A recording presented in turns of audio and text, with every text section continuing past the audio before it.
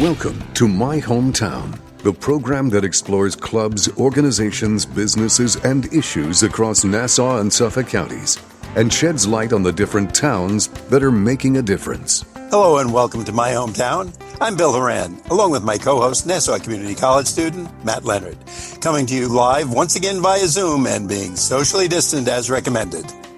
Bill, our listeners can't see me right now, but I have my Army fatigues on and I'm ready for some basic training because today we're going to learn about the recruitment process for the U.S. Army, which takes place right here on Long Island. Be careful, Matt. These guys might put you through a few tasks. And actually, we should be standing at attention, saluting right now. So I'll do that figuratively, speaking to our guest, Staff Sergeant Andre Williams and Staff Sergeant Marlon Ortiz. Gentlemen, welcome to My Hometown on the voice of Nassau Community College, 90.3 WHPC. Gentlemen, can you tell us, how are you personally doing during these difficult times of the pandemic? Well, for us right now, we have to stay in shape. That's most important. And we have to stay safe at the same time. So we're following all the guidelines as it relates to wearing masks, 6 feet distance, and everything that the command puts out. But besides that, we're doing what we have to. So you have to go through all your activities day by day with the mask on, right? Correct. And you've got a busy day most times, or as we think of basic training, etc. Sergeant Ortiz, how about you? Definitely, we're following the same guidelines, sir. We work under the same command.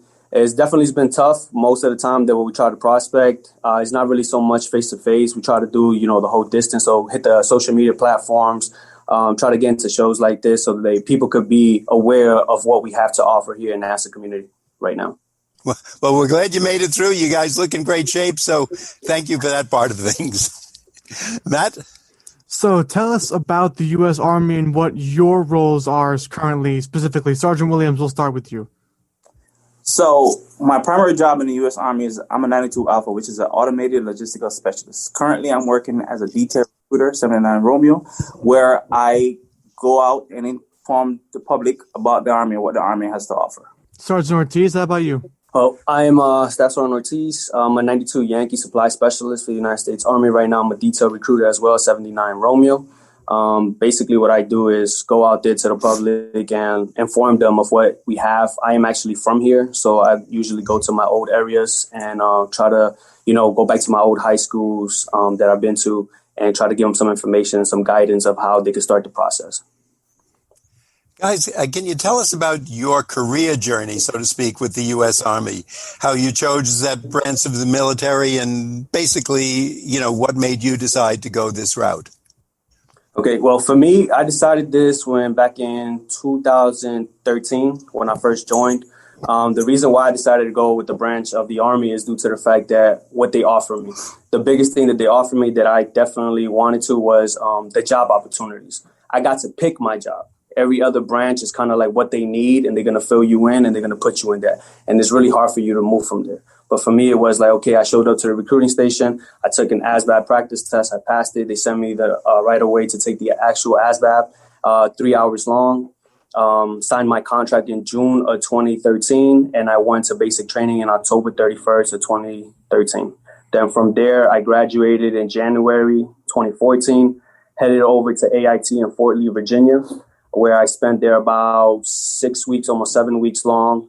And then after that, I went to Georgia, Fort Benning for airborne school. So one of the trade stuff that I do as well, other than being supply specialist, is also jumping out of planes. So I am airborne qualified. I have 52 airborne jumps. I've been attached to only airborne units since I've joined. I am, 7 years in now, going on 8-year mark, and I'm staff sergeant.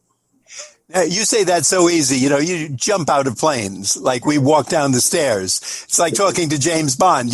For most of us, we don't jump out of planes. We have a tough time getting in and out of the car.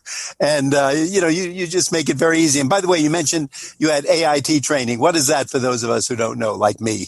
So it's an advanced individual training, which basically it takes place. They'll teach you exactly how to do your job that they need you to do.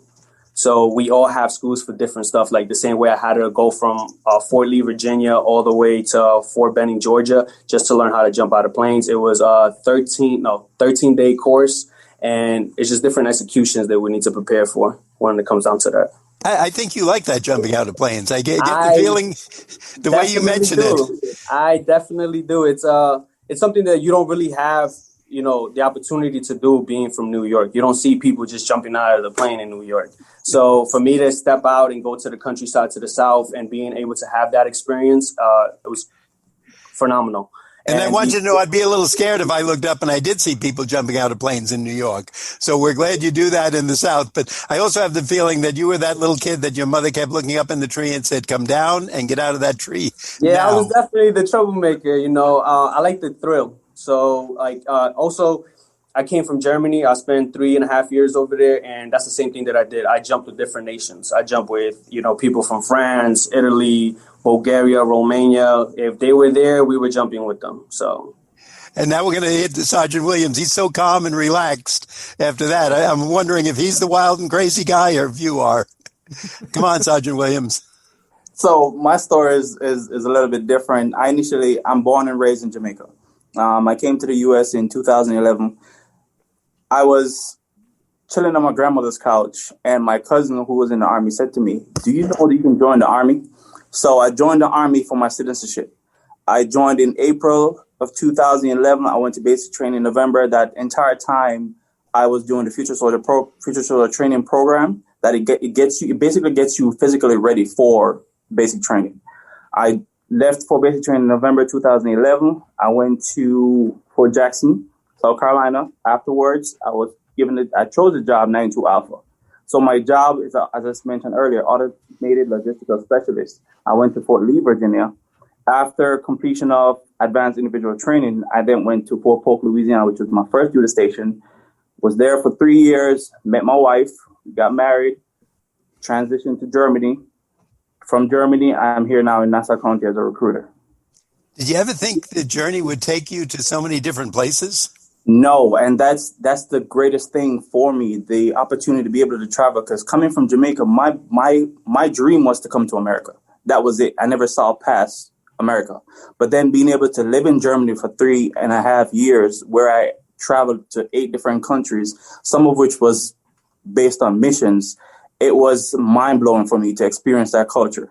I just have to say to you as a layperson that if either or both of you came to me for a position, assuming I was in the hiring business, in a company or what have you, no, very seriously, being in the Army, being a sergeant, you have a leadership position. Being willing to travel around, you have more world experience. Certainly, I've never been to Germany and done what you've done. I don't know how many businesses need people to jump out of planes. I'm thinking more like an accountant or a law office or a sales position. But somebody's got to sell parachutes and somebody has to sell engines for planes. And I'm having a little fun at your expense. But I would really give a lot of due consideration to someone like yourselves if you came to me for a job, because you've been there and done that. And not only that, but you have a certain degree of bravery, even if it's not a war position, that you've done that, you've defended the country, you have experience working. To me, there's a lot of benefits, and you're certainly a great example of it for any young men who are interested, or young women, I guess. Let me go to Matt, because I've been monopolizing the time. Oh, that's all right, Bill. You can talk all you want. Thank you. You are listening to My Hometown on the voice of Nassau Community College, 90.3 WHPC. My name is Matt Leonard, along with Bill Horan, and today we are learning about the recruitment process for the United States Army, which takes place right here on Long Island, with our guests, Staff Sergeant Andre Williams and Staff Sergeant Marlon Ortiz. My next question for you two gentlemen is, what is the greatest experience you would say you've had while serving in the U.S. Army? So the greatest experience for me would be being able to travel. Okay, being able to travel, you'd be surprised how cheap it is to travel, having the time.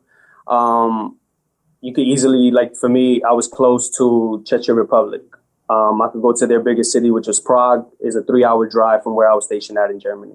A lot of people can't say they crossing countries within 3 hours, So that was definitely one of the biggest experience for me. And just the way my family's taken care of and the way I am. Like, you can't beat that. Now, have you guys traveled during the pandemic, or has that halted some of the traveling you guys have done? Well, for me, I actually arrived back to New York in 2019. So before the pandemic actually even struck. So I didn't suffer that, but I do have battle buddies out there. They said they couldn't go nowhere. They were stuck, within the base. But that's just to be cautious, to make sure that everybody is safe. Sergeant Williams, how about you? What's your best experience you've had so far? So my experience, once again, is Germany. I love driving. One of my biggest things is to drive. And the opportunity to drive from Germany to England, going to Paris, when as a kid and you sit and you watch certain things on the television and you be like, oh my God, that's romantic, that's nice. Being able to take my wife to Paris for our anniversary was awesome. That was a great thing for me. I experienced Romania. Driving through some of these countries was one of the most breathtaking because the beauty of the country, the landscaping, everything is just so awesome. So for me, it's more so traveling. Oh, and the food. And the food. Let's not talk about the food. Find that food. Let's not talk about the food. Sergeant Williams, I just have to say, I see you smiling when you talk about Germany, and you mentioned about driving around there. Isn't that the country where if you go to the deli, you're going at about 90 miles an hour down residential streets, and they drive like maniacs? So the Autobahn was awesome. I was able to let my car out. I'm thinking we're going to see you on a comedy show, the two of you someday, as two wild and crazy guys, one jumping out of planes and the other one getting on the earth and spinning around as fast as you can go. For our audience, though, now some practical questions that they may be interested in your careers. Tell us about some of the benefits that, aside from all the fun of jumping out of planes and driving around like crazy, money-wise, education-wise, and things that could be translated into lifetime benefits. So I honestly say where the military is concerned, and this is my opinion, the military to me is one of the best opportunities to have a strong foundation for anyone leaving high school or college. When you think about the education benefits, the medical benefits that's attached to the military, it's awesome. You have so many programs that are attached to the military that helps you as it relates to college, because right now, for example, last year I graduated. During the pandemic, I was able to successfully graduate my bachelor's degree in graphic design and a minor in photography. Both of my degrees, my associates and my bachelor's, were paid for through the Army tuition assistance. That's one of the many benefits that the Army has to offer. If you're in school right now and you inquired a lot of student loans, the Army has a great loan repayment program. If you join, some jobs have a cash bonus. I was looking at a job for an applicant recently, and her cash bonus for signing was $40,000 right out the gate. Wait, say that again? her cash bonus for choosing the job she wanted was $40,000. I've been buying lotto tickets for 50 years, trying to win even a small portion of that. And you said a new recruit just got $40,000 for signing? A signing bonus. The job I bet that gets people's attention. You'd be surprised, especially now with the pandemic. It definitely does. A lot of people are, not having the opportunity to go find work so easy anymore. It was hard before the pandemic. Just imagine now. So we do have a lot of recruits that come in here. We make sure that they're qualified. We ask them the questions that we need to know. But yeah, it's not just paying the school, but also the medical insurance, how it takes care of you and your family. If your son, your daughter gets sick at any time of the night, no matter where you are in the world, as long as you have TRICARE that we do, it'll take care of your family. It does not matter. That really is fantastic. And I don't think people even think of that because that's such an important factor today. Medical, and when you have a family, that little kid, like I'm guessing that was you a few years ago, jumping out of trees. And when you jump out of trees and planes, you do break things occasionally. It's more than a branch. It might be their foot or their ankle or their, forearm, whatever. But that, not having a college loan to carry with you through life, and the $40,000, this almost sounds too good. Because you have to think about it. When you go to school and you inquire all those debts and you leave school, you have to pay that debt back. Yes. So you have a job. The job that you're doing, you have to worry about your debt. You have to worry about your daily expenses, your car note, your insurance, et cetera, et cetera. However, by being in the military, you take away some of those factors. And that's one of the things that we try to pitch. Always think about, okay, you have the loan. You have to pay that loan back, and you need a career at the same time. So the Army offers all of that. I'm laughing because I'm the one asking the questions and the oldest one here.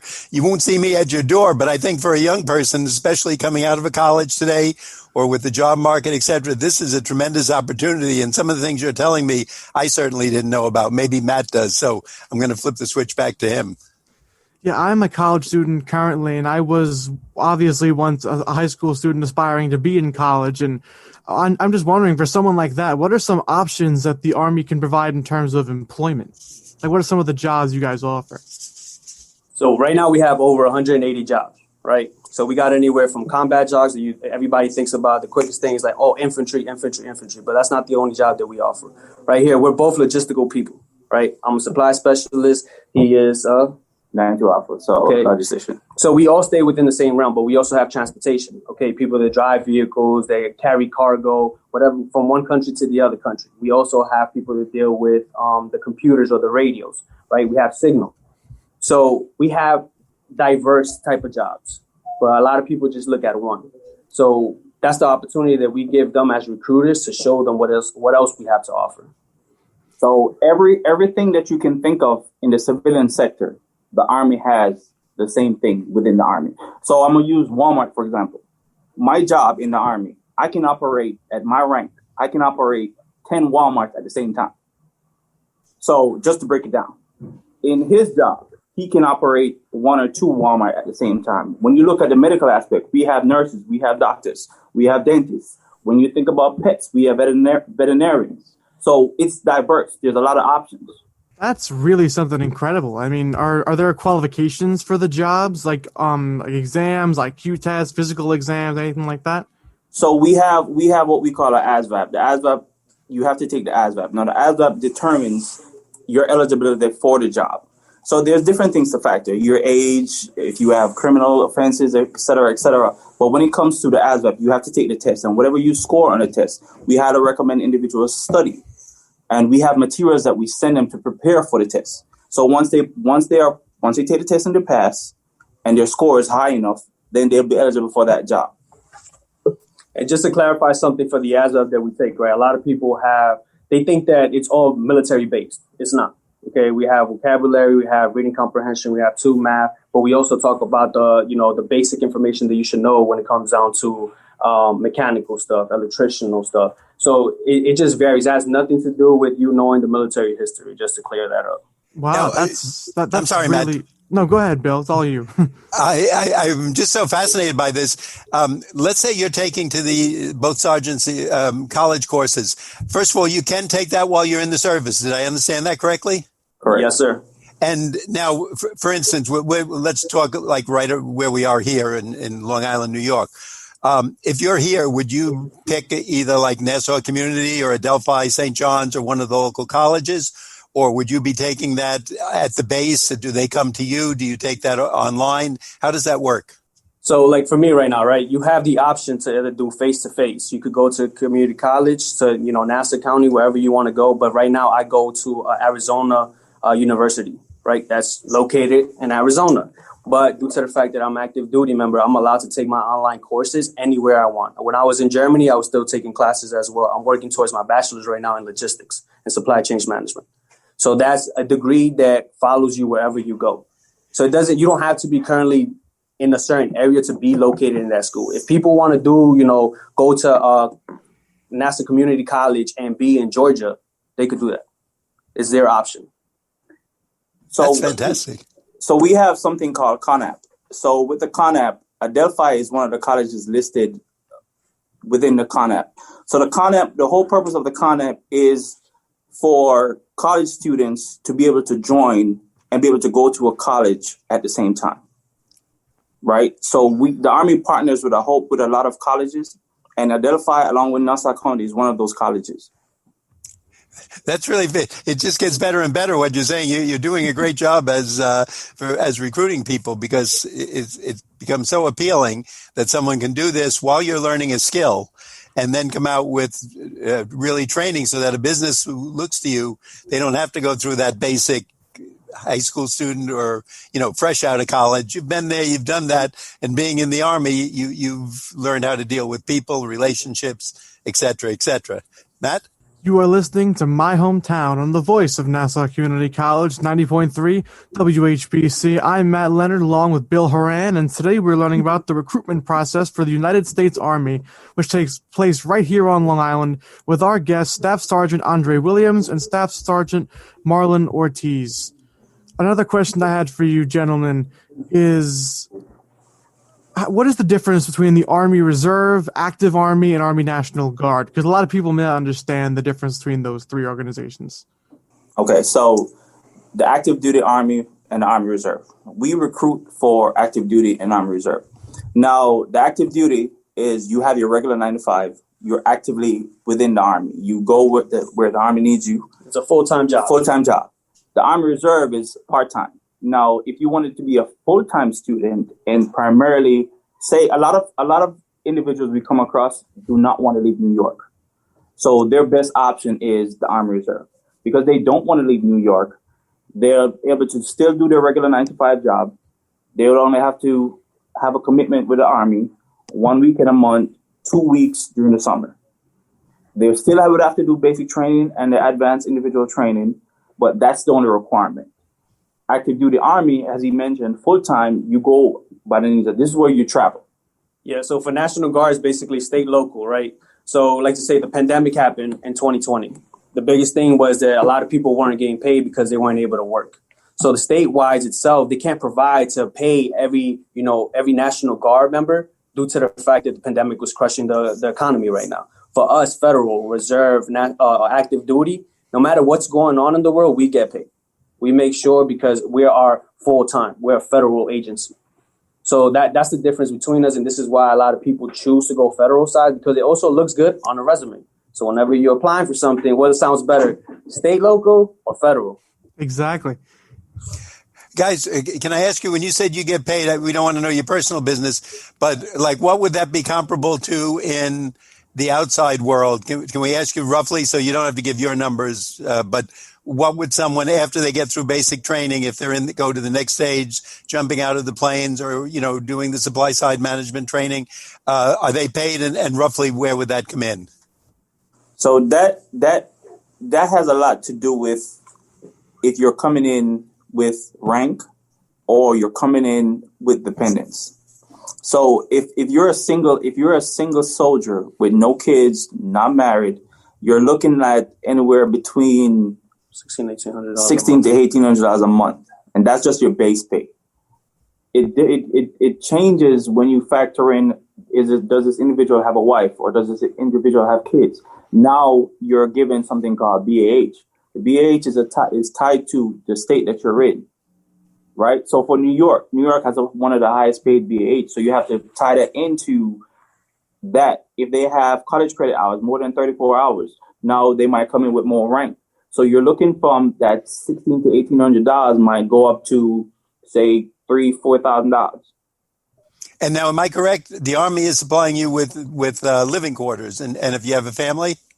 Yeah. So basically, when you're single, you move into something that's called a barracks, right? That's where every single soldier lives at. Doesn't matter what age you are, as long as you're below the rank of E5, you'll be living there.